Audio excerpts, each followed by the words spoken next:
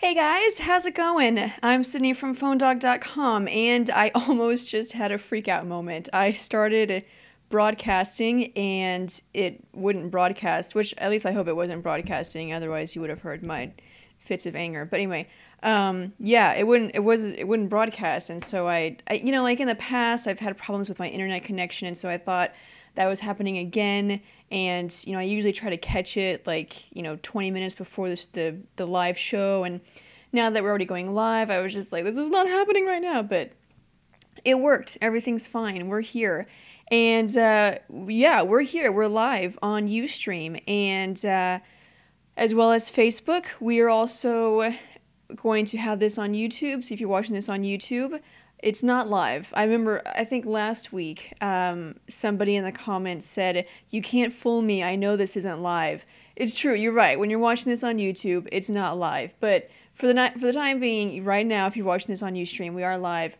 If you are on YouTube, the great thing about it not being live is that you can check out the description below the video, and it has a timeline, and you can skip around to whichever topic you want to hear about or talk about. You can leave your comments and join the discussion. If you're on Ustream, you can join the discussion live. But the downside is that you have to watch the whole show. You have to watch the entire show for the entire hour, and you can't leave.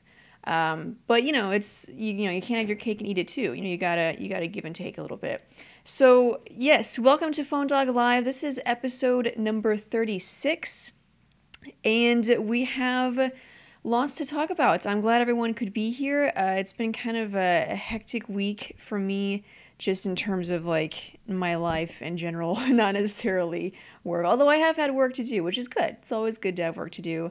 But no, last week my husband got into a wreck, and the car got totaled. But we didn't know it was totaled until yesterday. So the entire week was of getting all the insurance paperwork done and getting it to the shop and getting a rental car and figuring out just what to do. And then last night we found out it was totaled. So this has just been a crazy week for me. But it's like, you don't even care about that. You don't even care. So we can just start with the show because we do have a lot. I think from what I've noticed, the biggest thing that everyone's talking about is Apple's Q4 earnings report, which is kind of a big deal, mostly just because of like how much money they have.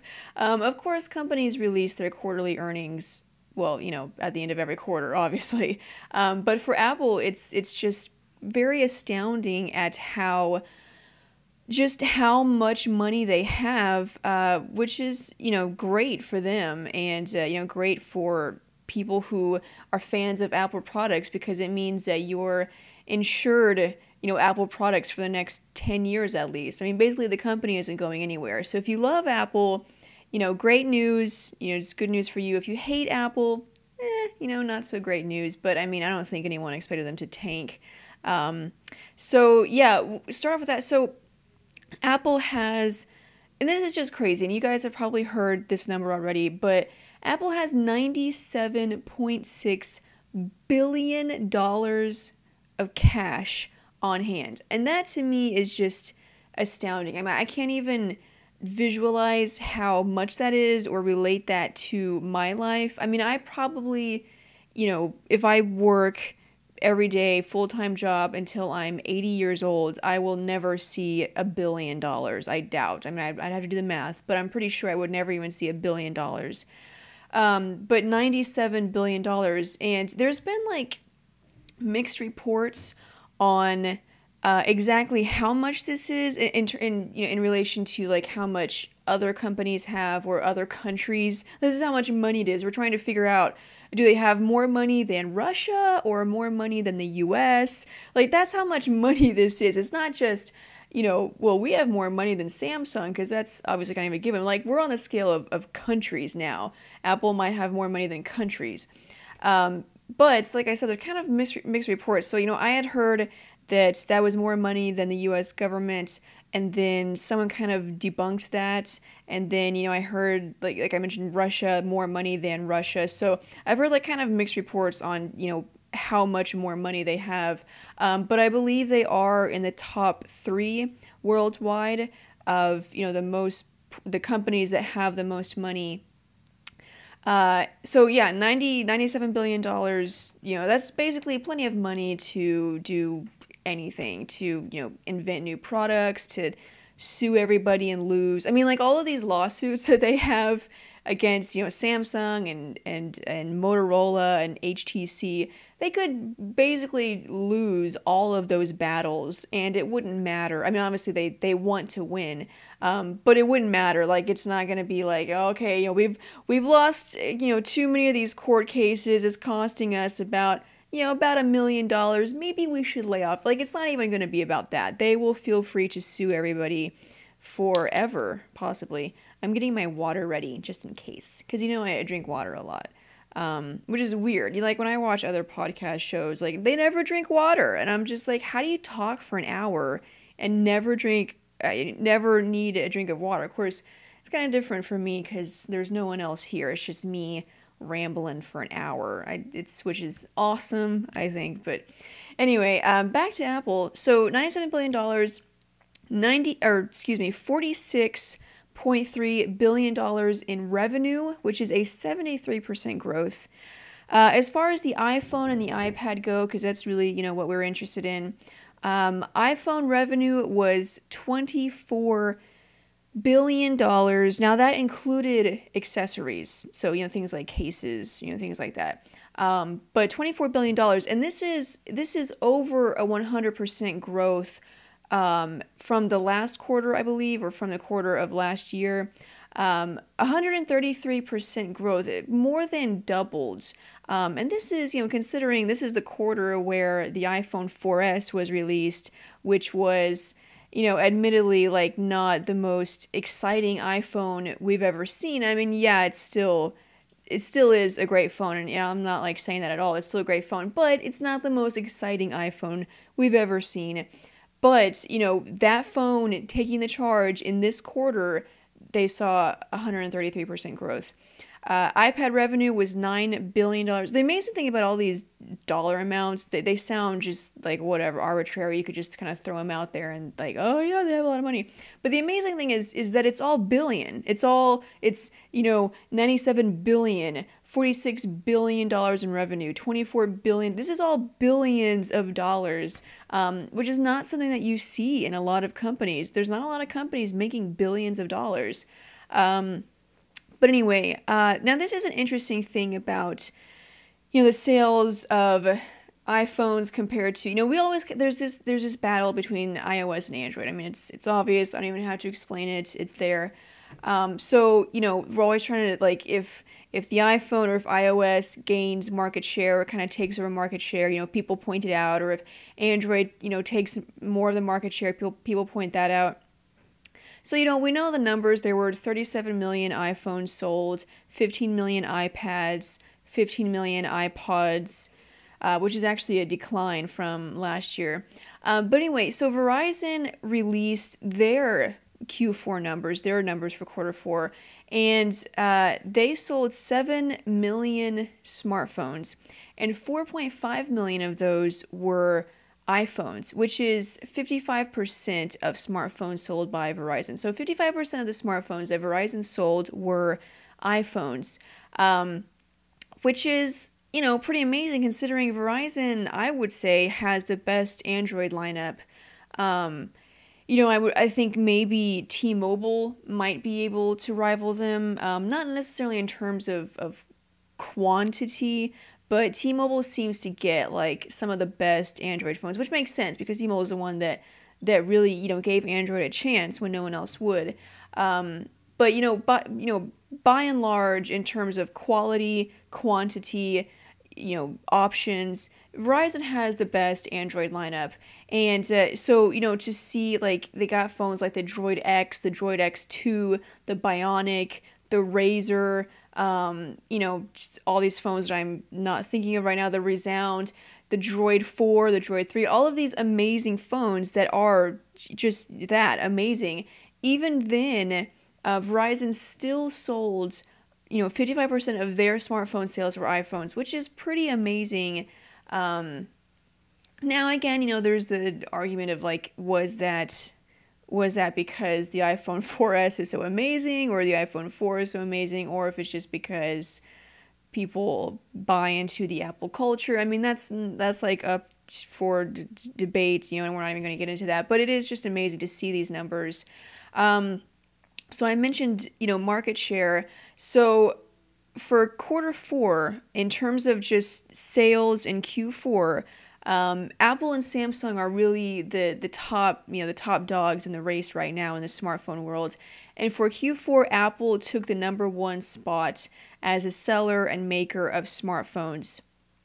However, for the entire year, once you put all of the numbers together, Samsung is still number one. So it's like this back and forth battle, and I'm sure it will continue to go on because in 2012 we still have the Galaxy S3, which we may or may not see at Mobile World Congress, and then of course we're going to see the iPhone 5, as well as possibly an iPad and more Samsung Galaxy devices. So that's going to be a big story. Obviously ongoing. This is by no means over, but yeah, $97 billion. I don't even know what I would do with $97 billion, but it's the company, so it's not like it's just one person that has to spend this. I mean, they're obviously going to use this on advertising, products, R&D, things like that. But still, I would not mind having $97 billion, especially considering, like I said, I just had to buy a new car. So that $97 billion would have been nice. But anyway, so big news with, there's a kid screaming outside and it was kind of surprised me. Big news with some CEOs. We had RIM got a new CEO. They did have the kind of like co-chairman, co-CEO, but they stepped down. So now RIM has a new CEO, Thorsten Heins, and he's actually older than Jim, the previous guys. But it's weird because he looks younger, but I think he's actually older. So, a lot of people are wondering, how is this good for RIM? What can he do for RIM? What are his ideas? And we heard a lot of quotes about his thoughts on, what needed to be done. And I think, one of the biggest quotes that was going around had to do with change. He started talking about change, and he basically, said something that people got the impression that, excuse me, sorry. People got the impression that he didn't think RIM needed to change a lot, that they were pretty much fine. In fact, I think the quote was, sometimes RIM innovates too much. And so, which when I read that, I was like, wait, what? RIM? I mean, I don't really know if I would call that innovation, but, whatever. And so, him saying that we didn't really need to change, people thought, oh, okay, yeah, whatever. So, RIM is, you're going to do the same old thing. RIM's going down the drain. You don't think RIM needs to change. You're an idiot. But crackberry.com got an interview with him and asked him basically about this. What did you mean whenever you said that about no changes or that RIM innovates too much? What were you serious about that? And so he answered that question. This is his response. He said, what I was talking about was drastic or seismic changes. What I was trying to address was that there were some suggestions that RIM should split up or should be sold.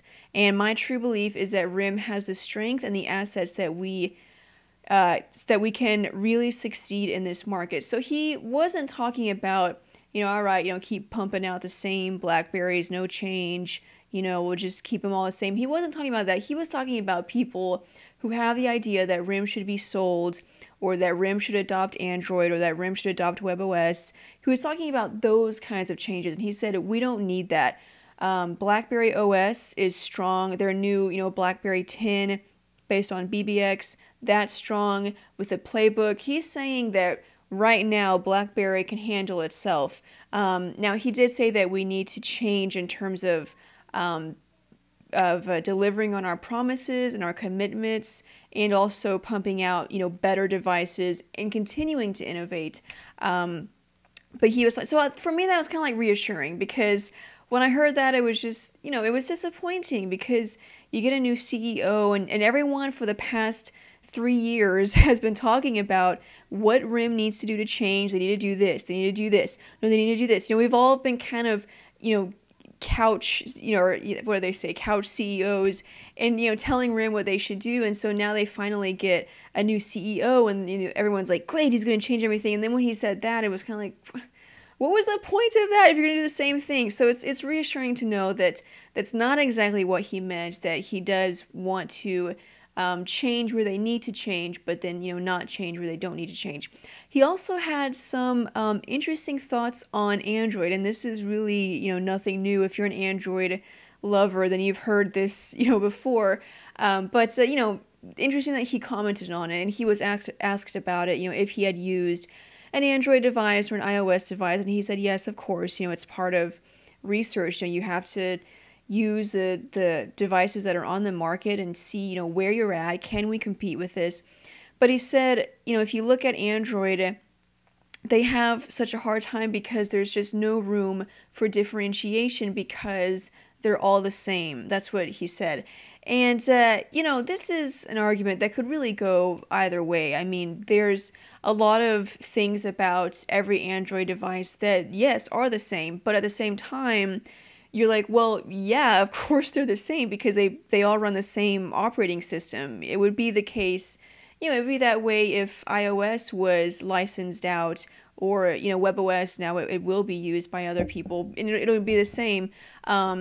Yeah, all the phones are going to look the same because it runs the same operating system, just the same as all iOS devices look the same. They're all, iPhones. So, in a sense, I understand what he's saying. I don't really think that's a negative. But, then again, if you don't like Android, then you don't like Android. And so if you don't like, if you don't like the HTC Resound, then chances are you're probably not going to like the Galaxy S2, because while they do have some differences, they're still Android. So, if you don't like Android, then you go with something else. So, but I just thought it was interesting, the comment that he made that they're all the same. To me, I don't really see that as a negative, unless, like I said, you don't like Android, then yeah, it is a negative. But there's so many options out there that it's not really a valid argument anymore because you're not forced to go with Android. He made a couple of more comments on, what RIM could do to improve. He said, yes, they missed on some commitments. He said that happens in high tech. This is not baking cookies. This is building high tech products. And from time to time, your aspirations and your development timelines hit some bumps in the road that were not foreseen. And so, at least he recognizes that they do need to do better with developing a product, designing it, showing it to people and telling them about it, and then delivering on that. I think, a lot of times we heard about these devices, or they would tell us about them, and then the project would either get scrapped, or it would be, 6 months before we heard anything else, or, longer before it was released. And, of course I understand it's not like they're just sitting around. I mean, they're obviously working on that project, but, I think things have changed, whereas used to, before smartphones really took over the world, they could spend 2 to 3 years developing a product, or a year developing a product and making sure it was perfect and then getting it to market. But now you don't have that luxury, and you have HTC, shooting out phones like, it's the end of the world, and they have, they have to release 100 phones by the end of the month. You have Motorola doing the same thing, and Samsung, and you don't have that luxury anymore. When you tell us about a phone, we need to see it, within a couple of months, or see some progress. And it seems like he recognizes that. So, from the impression that I get, I know a lot of people were kind of like bashing him, and I was too, but I think it was based on that quote when he said, we don't really need to change too much. And that quote was really just taken out of context and misinterpreted. Now that we get the explanation, I really think that he has the right idea. Of course, it's been, 3 days, so we'll have to see what RIM can do. They definitely have a long climb back. I mean, they lost a ton of market share, lost a lot of, just faithful customers and investors. It's been a tough couple of years for RIM, and so they definitely have a long way to go. But, it's a start. I mean, I never thought that RIM was over, because why should it be? I mean, Blackberries are great devices. They're not perfect, but that just means that there's room for improvement. I mean, it doesn't mean that they can't improve. There's room for improvement, and they need to improve, and I think they will. But, we'll have to see. Another kind of CEO change, not really too much. Former Palm CEO Jon Rubenstein, or Rubenstein, I always said Rubenstein, has decided to leave HP. And this is kind of a big thing because, and maybe like we're reading into it too much, or maybe it's just me reading into it too much, but this hasn't been a good year for WebOS. And, Jon Rubenstein was really, one of the foremost, he's kind of known as the father of WebOS, one of the guys that was there right from the beginning, even though WebOS actually started its development, I think about 6 months before he got to Palm. But, he was known as one of the main people that worked with developing WebOS. And so it hasn't been a great year for WebOS, and I think some of us kind of get the impression that he might have just been a little bit frustrated. We saw Palm get bought by HTC, and then Palm get bought by HP, and then HP turn around and say, we're not going to make smartphones, and then, HP say, okay, we're scrapping WebOS, and then HP take its sweet time deciding what to do with WebOS. It's been a rough year, and so to me, I kind of get the impression that he really just didn't want to deal with it anymore. But, interestingly, in an interview, he said that he actually planned on leaving right around when Palm got bought by HP. He had a timetable set up where he said in like roughly 12 to 24 months, he would leave. And, when the touchpad was launched, he decided to stay a little bit longer, but he said this was always a plan from the beginning. So, maybe it wasn't all the frustration, but I'm sure that didn't help. He talked about, is he retiring or is he just going away? He said, no, he's not retiring. He doesn't even really want to leave mobile. He just, I guess, wanted to move on from WebOS. He said, obviously, there's going to be stuff that comes post-mobile. There'll be a next wave. It could very well be home integration, but mobile is going to continue to be really important. But I have no idea what I'm going to do next. I haven't spent a minute thinking about it. He's actually in Mexico right now, just basically chilling. So I think he's had a rough 4 years and just wanted to take a break, take a vacation, and get away from everything. And just, WebOS it's kind of done. It's been developed. It got bought. It's open source. People can take it, do what they want with it. There's not really anything else he can do, and I think he just kind of realized that, and now he's gone. So it's kind of surprising, but it's not quite as big as RIM CEOs kind of stepping down, even though we've been expecting that for a long time. But HP still has its CEO, and Palm or WebOS they still have plans with Palm or with WebOS. So. But that's that. I hope that WebOS gets picked up by somebody. Samsung has said that they're not interested in it. Motorola Motorola Mobility just got bought by Google, so they're probably out of the WebOS race. RIM, they just said they'd need to stick with BlackBerry. So that really only leaves HTC, which we've heard does want to have its own mobile platform. Now, with WebOS being open sourced, it wouldn't really be HTC's own mobile platform. So that might not be exactly what they're looking for, but they could still develop, phones, WebOS devices. And there's always a chance for someone else to come in. Before Android, HTC was really not a well-known company in the US. They weren't really known for smartphones. We've seen the same thing in recent years with, companies like ZTE or Huawei. Android has really catapulted them into the spotlight. And so, who's to say that because of WebOS, some other company will come in and really make a name for itself, making great WebOS devices. And I think that would be great. He talked about home integration, which I'm also really excited about. I wrote an article about this a couple of weeks ago. And I'm excited about the future of home integration, and I think, we're at a point where we can actually do that, because for a long time it's something that we that we saw in like futuristic movies where your refrigerator talked to you, or your TV, like everything was automatic, your lights would turn on. I mean, like the movie I think of the most when I think about futuristic movies with all this cool technology is Minority Report, and that movie was really where the lights were like automatic, and it certain things would start playing whenever you walked into the room, or just everything was really connected in this ecosystem.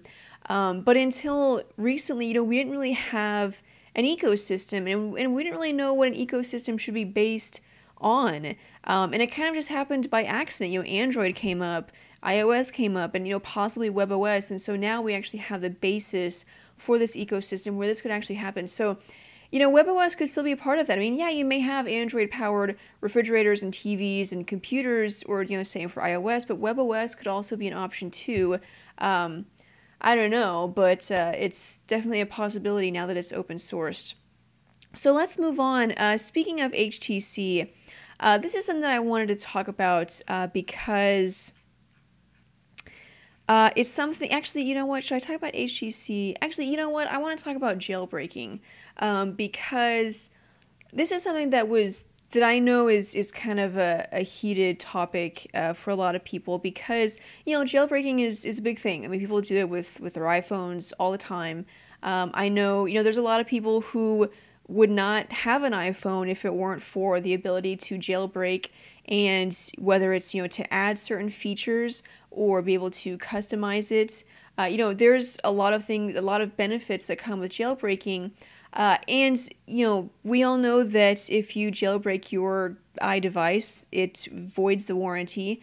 And so it's, clear, it's a clear indication that Apple is very against jailbreaking, which no one really understands. But so what's the reason why this has come up recently is because there's an exemption in the U.S. law, because there was a law that would basically prohibit it, even though, before iPhones, like jailbreaking a phone was not exactly something that people talked about. So it wasn't necessarily something that, an interpretation that people got from the law. But, now that it's an issue, an exemption has been created in the law that allows for legal breaking of DRM for computer programs that enable wireless telephone handsets to execute software applications and an operating system, basically. So there's an exemption in the law. But there's a move to change this. This could either be changed or it could expire, and there's a possibility that once it's looked at again, that jailbreaking could once again become illegal. And it's kind of one of those things that whenever you hear about it, you hear jailbreaking is illegal. Like, it sounds dumb because it's like jailbreaking. I mean, seriously, you're gonna stop me from jailbreaking my device? And Cam, from Today's iPhone, he's been on the show before.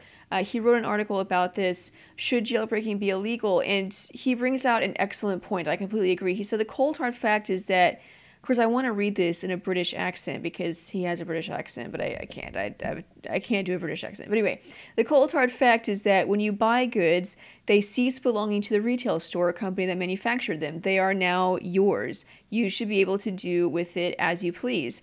And he gave this example of, buying a Lego set for, to build a racing car. If the set then gave you a warning that you could not use the enclosed Legos to build anything but the racing car, that there was a law forbidding that would be ridiculous. I mean, it would just be dumb, but it's essentially the same thing. Now, Apple's argument is that jailbreaking has the potential to ruin your device and therefore ruin your experience with iOS devices, which is true. I mean, there's a possibility that your device could get bricked. Not all apps available to the jailbreak community, or not all customizations available to the jailbreak community are great. The performance isn't always solid. And that's a very good point. But I think that's something that people know when they jailbreak their device. At least they should know, or they'll know eventually. You use your iPhone and everything runs perfectly, and then you jailbreak it and it doesn't run perfectly. I don't think anyone would be like, "Oh, well, iPhones are crap." I think they would realize, okay, this is my fault because I jailbroke it. So on the one hand, I can understand Apple is saying, we want everyone to have a perfect, smooth experience, and if you jailbreak your device, there's no guarantee, and we don't want that to ruin our reputation. So, I get that argument, but at the same time, like I said, people who jailbreak, they know the risks that go with them. If their performance isn't excellent, they understand it's because, they jailbroke. And for the people who don't understand that, they're probably not going to jailbreak anyway, and they'll get the experience that Apple wanted for them. So, I don't really buy Apple's arguments. I don't know if it really is that, or if, maybe they just like having control. I don't know, because we know Apple can be stubborn about some things, like, display size. People have wanted a larger display for the longest time. Physical keyboard is something that people talked about off and on for a long time. There's a lot of things that Apple just will not budge on. So, who knows if this is just one of them. They are unwilling to budge on it if for no other reason rather than just, they don't want to, that they don't think it's a good idea.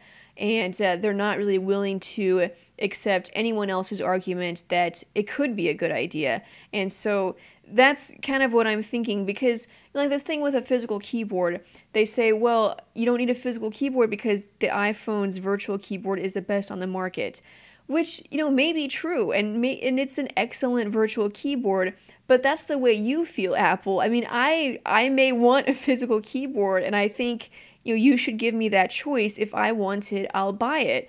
And so I kind of, get the impression that it's just like that, that, yeah, it may degrade the experience and all that crap, but I mean, really, they think it's not a good idea, that it's not necessary, and therefore they don't want you to do it if for no other reason than they don't want you to. So, could it become illegal? I mean, it sounds laughable. I know, it sounds dumb. I mean, obviously there's a possibility. It will be reviewed. There's a chance that, due to the interpretation of the law, that it may become illegal again. But, when people comment on I can't really see this happening because, like I said, it just doesn't seem reasonable. And, I go back to that argument made by Cameron that, I bought this device. It's now my device. I should be able to decide what to do with it and, of course, take responsibility. And, if Apple wants to include some sort of disclaimer that if you, jailbreak this device or, whatever technical jargon they want to use, if you, modify this device in any way, your experience could be degraded, and that is not Apple's fault. I mean, if they want to include some kind of disclaimer to that effect, I think that would be fine, and that might even be a good idea. That maybe that should be something that they should do, but include that with the option of, just so you know, if anything is screwed up, it's your fault, not ours. But still allow people to do that if they want. That's one of those things that, there's some things about Apple that I just don't understand, like the jailbreaking, why not? It's my phone, I want to jailbreak it, or a larger display size on the iPhone, or a physical keyboard, different things like, widgets, which just kind of came in. And of course that one I kind of understand more because, before Android, widgets were not even something that people cared about really on their phones, so it's not a necessity, it's just something that people like. But, yeah, there's some things that Apple does I just don't understand, and this is one of them. I really don't know what's Apple's problem, but that's a possibility, and it's a heated debate. We'll have to see what happens. I feel like I say that a lot. We'll have to see what happens, but that kind of just is the way it goes with everything in the mobile industry, whether it's, we're talking about a company, or we're talking about a rumored device, or we're talking about anything. It's always just kind of wait and see. I feel like we're always waiting and seeing for something. Moving on to HTC. This is what I had mentioned earlier before I went back to jailbreaking. HTC has said that they plan to release fewer devices in 2012 and they plan to focus on a handful of hero products. And when I read this, like, I didn't know if that was meant to be a play on words. Well, not really a play on words, but like, because HTC had the HTC Hero, and that was the first Android device by them, besides the G1, that was really, that caught people's attention. It was a big deal device. It was one of the best devices for a long time.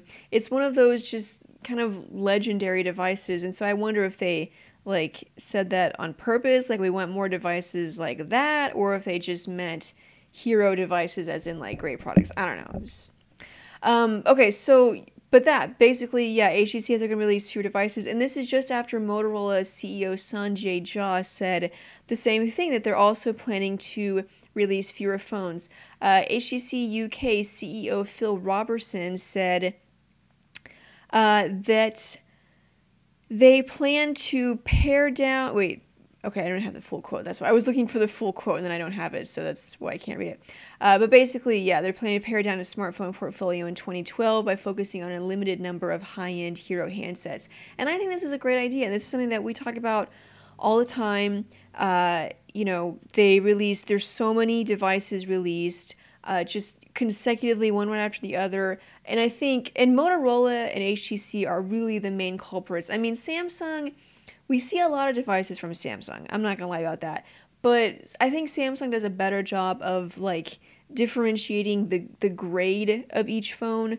Like, yeah, we had, the Galaxy S2, and then we had the Stratosphere, or I'm trying to think of, like, other devices. But, even though there were a lot released within a month or, a couple of weeks, they were all different grades. Like, the Galaxy S2 was clearly the super phone, and you had, one of those on each carrier. Then you had phones like the Stratosphere with, like a 1 gigahertz processor, a great high-end phone, but not a super phone, and you had that, like, on a couple of carriers. And then we had phones like the Galaxy Prevail, or other kind of like mid-range to low-end devices, and they were all easy to differentiate. You knew, okay, this is Samsung's super phone, this is Samsung's kind of like high-end phone, and this is Samsung's low-end phone. Those were easy to differentiate. With HTC and Motorola, it was like they were all amazing. I mean, we had the Droid Bionic, and then like 2 weeks later it was the Droid Razr, and then like 2 weeks later it was the Droid Razr Max. Or, with HTC, we had the Resound and the Sensation and the HTC Amaze, and they're all, like, better somehow, but the same, and, like, trying to convince us to buy all of them. It was just really frustrating, and not just, frustrating, like, from a consumer point of view, but it was just really dumb. Because, like, this isn't necessary. You need a couple of phones that are high-end phones, make them available on a couple of different carriers, and then that's it. That's all you need. I mean, you don't need to release all of these phones. Then especially when you get down to, so then you have problems because you're trying to work so quickly to get phones out that it's either, not worth it because it's just like the phone you released a week ago, so you basically just wasted $1 million, or you have problems with them.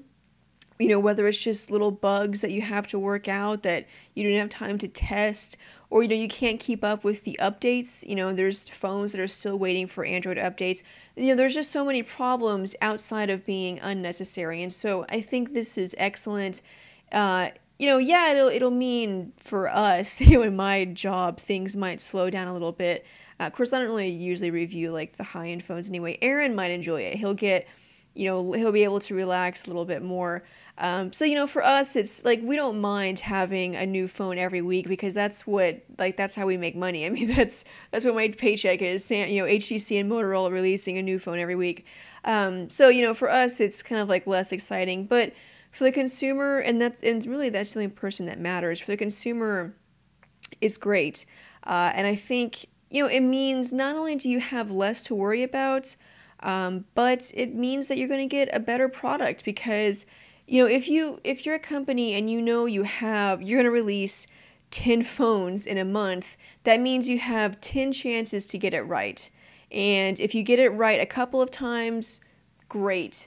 But if you only release, one phone a month or one phone every 2 months, that means you have 2 chances to get it right. And if you don't get it right, those are your two phones. And then you have another couple of months that, where people are waiting for one. And so I think it really puts more pressure on HTC and Motorola to focus on these phones and make sure that they are good phones, that all the bugs are worked out, that they're worth the money, and that they're worth the time too. I mean, come on, like going a phone that's like 1 gigahertz dual core processor and like an QHD display, and then the next week it's a 1.2 gigahertz processor with like a little bit better display. It's like, it's not even necessary, so at least you're getting your money's worth.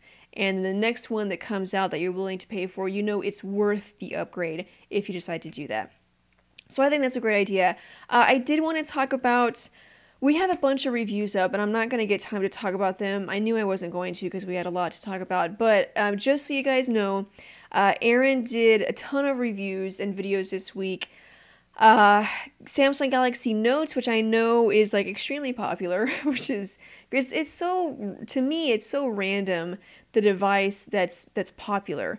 Like the Galaxy Note, I think is like, it's a cool phone. It's different.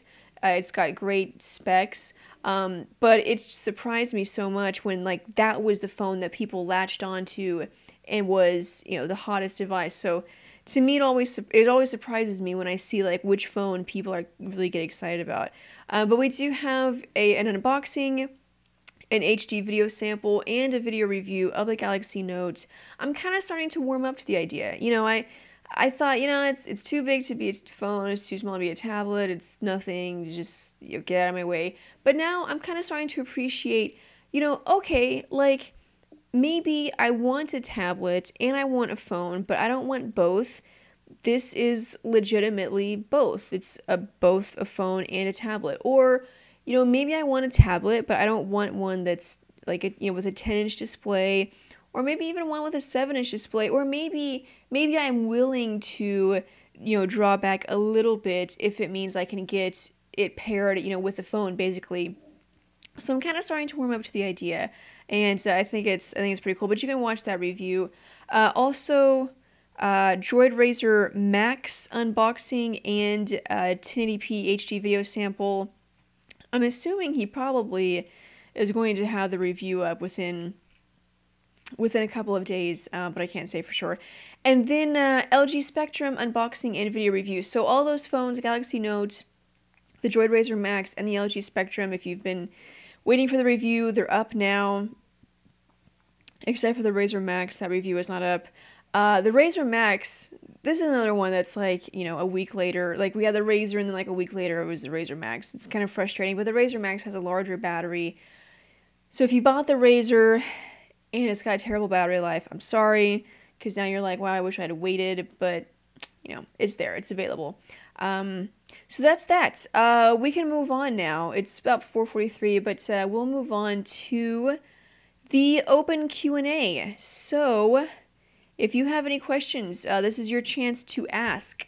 If you're on YouTube, if you're watching the recording of this on YouTube, you can leave a question, leave a comment. I do read those. I try to answer some if I can. But if you're watching this on Ustream, obviously I'll catch your comments live. If you're on Facebook, I will be checking Facebook. I will try to remember to check on a regular basis. I can already tell the Ustream stream chat window is like, it's jumping all over the place like it does sometimes. So I'm going to have a hard time keeping up with the comments, but I'll try my best. Okay. What do you think about the anti-Apple commercials by Samsung? Would Apple respond? I think Samsung is funny, not aggressive. Yeah, what do I think? I think they're funny. And they're not picking on stuff that they have no right to pick on. I mean, like, it's true. Apple fans do camp outside, wait in line for hours for the iPhone, even though there's a huge chance that it's going to be exactly the same, or whatever. Even if it's amazing, you're still waiting in line. I mean, like, everybody makes fun of that. So I don't think Samsung has, like, crossed the line or anything. And probably the best thing about it is that the Galaxy S2 can actually compete with the iPhone 4S. It's always, frustrating or annoying whenever you see, a phone company like dogging on the iPhone 4S and like, but we have this, and it's like a piece of crap, and you're just like, seriously? I mean, come on. So the Galaxy S2 can actually compete with the iPhone 4S, and so I think they're great. I think they're funny. It's nothing new. It's like stuff that we've made fun of Apple fans for a long time. But should Apple respond? I don't know. I mean, I think I was listening to another podcast earlier today, and they mentioned that they think Samsung wants Apple to respond. They're probably dying for Apple to respond because it would signify Apple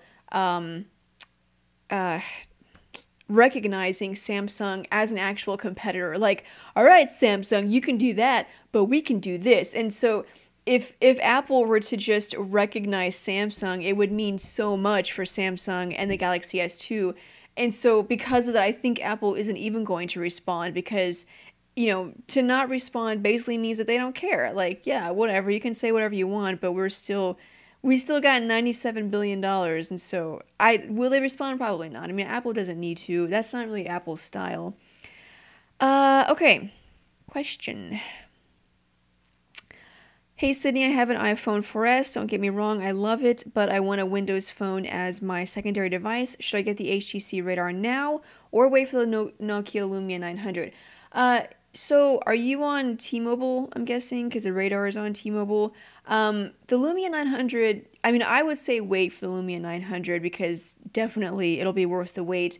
The only thing is we're not entirely sure it's going to be available for T-Mobile, and even if it's like there was a rumor or people thought that okay, even if the Lumia 900 is available on AT&T, when we took a look at the bands that it was going to support, we thought that it might still support T-Mobile's 3G bands, but now there's some speculation that that's not true, that it won't support T-Mobile's 3G bands.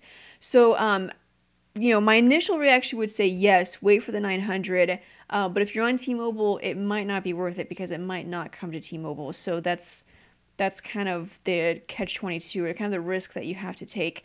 All in all, the Radar is a great phone. I have the Lumia 710 right now. I just finished up my written review. It's also a great phone. I would recommend that one too. Sydney, do you think short contracts on any carriers are coming? I don't know. I don't see that trend really developing. I mean, I don't see the carriers, getting upset with 2-year contracts. I mean, yeah, consumers are, but it's not like we have any other choice. I mean, we can complain all we want, but the bottom line is we have no other choice. So if the carriers don't want to go to a 1-year contract, they don't have to, because, where else are you going to go? I mean, yeah, you have prepaid carriers coming up, Simple Mobile, Metro PCS. You have these other carriers coming up, but until they're really a threat, I don't really see that happening. Why did you switch the way you say Nokia? I try to say it the right way. I always said Nokia, which I never thought was wrong because that was the way I heard everyone say it.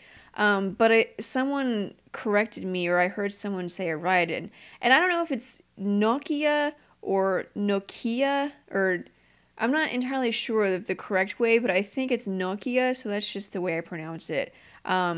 If that's wrong, then tell me, because I want to pronounce it the right way. That's what I'm trying to do, basically. That's why I changed it. Okay, let me check Facebook just to see if there's any comments there or questions. Usually it's not refreshing. Let me wait for it to refresh. Okay, I guess there's no new comments.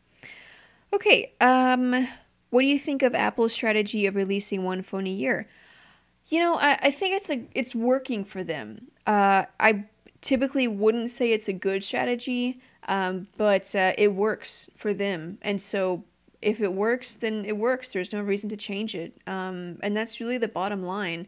If they can still sell millions of devices and make billions of dollars, why change it? And for all the crap that we talked about, the 4S, it's same hardware, no changes. It's not 4G. It doesn't have a large display. For all the crap that we talked about it still broke records. Apple still made billions of dollars. So, again, I mean, we can say all we want to say, but if it works, then there's no reason to change it. You Americans with your wonky pronunciation. It's Nokia. Well, but I'm trying to figure out the emphasis, though. I don't know which syllable to put the emphasis on. Do you feel Apple has lost its creative feel? No, I don't think so. Nokia. Okay, Stewie says it's Nokia. Nokia. That's the way I was saying it. But then I heard someone else say Nokia. Or Nokia. I don't know. I'm going to say Nokia, because that's the way I say it. Bottom line. I wonder what it would be like if it was one phone for every manufacturer on all carriers. If they took turns, so you have Samsung, HTC, Motorola, LG, Apple. Who am I missing? Now we have Nokia. So that's 6 carriers. And, you can throw in Huawei, I guess. Huawei. So that's 7 manufacturers. If they did, one a month, one every other month, that would be, a new device every couple of months. And I mean, that wouldn't be bad for consumers. I mean, obviously, maybe they don't want to release just one phone a year, but I don't think it would necessarily be a bad thing. Okay, now someone says Nokia. So I don't know. I don't know how to pronounce it. Have you spoken about the Razr Max yet? And what do you think about it? Yeah, I was going to talk about it, but I didn't have time. So I just pointed out that Aaron has the review. So if you want to get his thoughts on it, you can watch the review. All in all, an awesome device. The Razr was, one of the best devices of the year.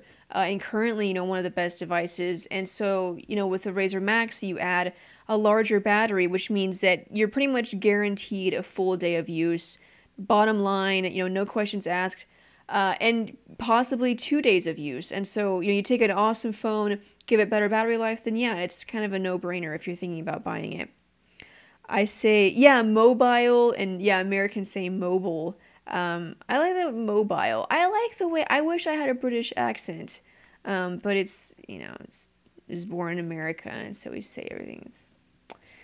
Actually, I wish I had an Australian accent, because I think Australians have the awesomest accent ever. Is there any phone coming out around July, August time period? There's probably a ton of phones coming out around July, August time period. July. Oh, wow. I actually don't have any. We have a lot of rough dates right now, because a lot of the phones that we just heard about, they were at CES, and so we have Q1, Q3, Q2, so we don't have any really solid release dates yet. I guess I can check Q2. That would be the LG Prada phone, the Xperia Ion. That's pretty much it. Let me see Q3. Yeah, that's pretty much it. Yeah, right now we just don't have a lot of solid release dates yet, so I can't really answer that question. Hey, what do you think of the Lenovo K2 Tab? Let me see. Let me get a refresher on that one. Okay, no, that's the Lenovo IdeaPad. Gonna make me Google something. K2 pad. You know what?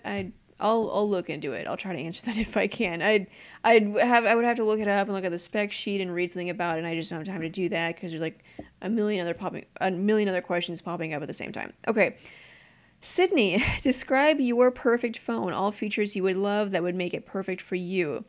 I like Windows Phone. There's some things that I would change about it. I think probably Windows Phone operating system with Android notifications, probably iPhone hardware, like the iPhone 4 or 4S, hardware. So start from the beginning. Okay, so iPhone 4S hardware, with a larger display, like a 4-inch display. I would want the best display out there, so, Super AMOLED Plus, HD resolution. Super AMOLED Plus is my favorite display technology, but I like Retina display is awesome. QHD is it's alright, but to me, Super AMOLED Plus is probably my favorite.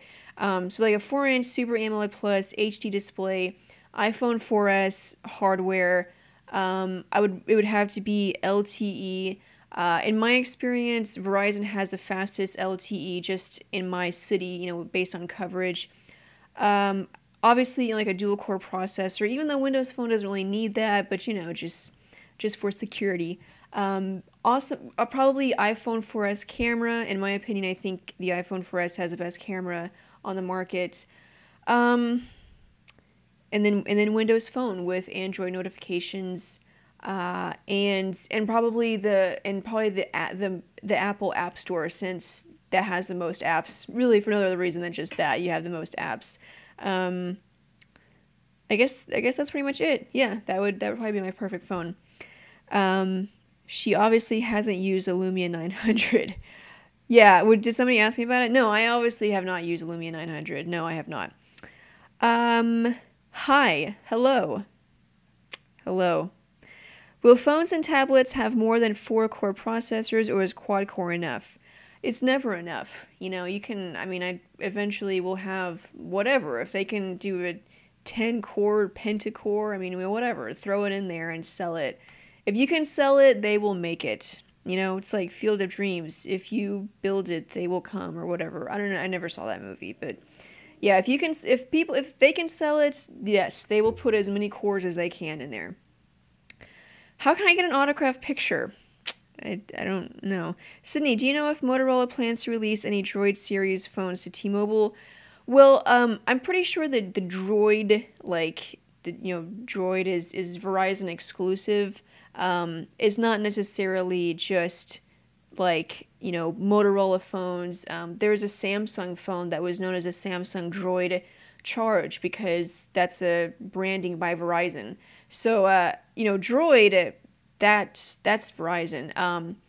But Motorola phones Motorola Android phones, if that's what you meant, on T-Mobile, I don't know. We don't see a lot of Motorola Android phones on T-Mobile. Let me see if I have anything on my sheet.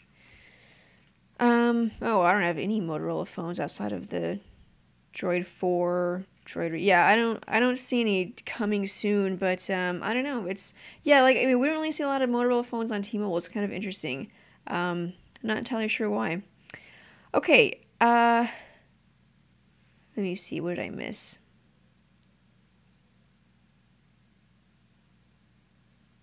I'm just reading comments right now. Did you know that Android phones are Linux based? Yes. Will a Galaxy Tab 10.1 get ice cream sandwich? Yes, I think that's probably a pretty safe bet. Let me see if I have a estimated time frame on that. I don't. Galaxy Tab. Oh, okay. The Galaxy Tab, this 7. I believe this is the 7-inch version. Will not get ice cream sandwich. For the 10.1, I'm pretty sure that is getting ice cream sandwich, but I just don't know when. Okay. What difficulties have you run into using a Windows phone with an Android tablet? You stated on Twitter that they don't work well together. Oh yeah, I use a Windows phone handset. I have an Android tablet, and then my laptop is a MacBook. So I have Apple, Windows phone, or I have iOS, Windows phone. Well, it's not. This isn't iOS, but I have Apple, Windows phone, and then Android. And I think sometimes it'd be so much easier if it were all Android, or all Windows, or all iOS, Apple, just in terms of transferring files, syncing music, just simple things that it's possible. It's not impossible, it's not difficult. It's just it would be so much easier if it were just all one. You're part of the same ecosystem. But at the same time, I don't really want that. I like differentiation. I like having the best of both, or the best of all three worlds, I guess. So that's, to me, it's not too big of a problem, but I just, that was something that I noticed. What do you think of the Droid 4? Are they overdoing it? No, I don't think so. I mean, I know they probably could have waited a little longer before they came out with one, but, you know, I don't think they're overdoing it. Okay. Is the Twitter for Windows Phone official app any good? Not really. It's, no. I mean, the last time I checked, it didn't have the best ratings. I use Rowie. I've used, I think Seismic, Rowie, Birdsong, a couple of others have the highest ratings. I use Rowie, just, I like the way it looks. It has live tiles. Seismic is also great, but it doesn't have live tile support. Let me check Facebook again. Okay, no more oh, wait, there is one. Okay, Sydney, do you have any info on the Galaxy Note for Verizon? No, I don't. Is T-Mobile Samsung Galaxy S2 ever going to get ice cream sandwich in the future? Yes, I don't know when, but I think the assumption is that it will get it. Okay, back to Ustream. Do you still have the HD3? Did I ever have the HD3? Are you talking about the HD7? Yeah, I still have the HD7. Do you think phone technologies will ever... Oh, you know what? Oh my gosh, it's 5:01. I completely lost track of time. Okay, I was about to read this question, so I'll just answer it. Do you think phone technologies will ever be incorporated into a TV? Yeah, I mean, we were just talking about that earlier with the ecosystem, you know, everything kind of working together, and yeah, possibly being able to, you know, make calls from your TV, which I'm pretty sure you can already do that to some extent, or, you know, text messages displaying on your TV, things like that. So yeah, I mean, I definitely think that's possible. I do have to go, guys. I know I've had a lot of people mention, like, you know, are you on a rough schedule, or like, can we keep going with this? Why do you have to stop? I do have to stop because I have work to do. So I do this for an hour. I have to get back to, like I was saying earlier, I'm working on this written review for the Lumia 710, and I just finished writing it. I have to proofread it a couple of times. I usually proofread it like 3 times and then get it in the editor and proofread it again. And then I have to add the pictures and just do all this stuff. So I have to go work on that. I'm sorry. But thank you guys for coming. I will see you guys next week. If I miss anything, if I miss any comments, like I said, you know, on YouTube, you can leave a comment there. I try to read those if I can. Or you can send me a message or follow me on Twitter. My screen name is phonedog_Sydney. And I think that's it. But I will see you guys next week. Bye.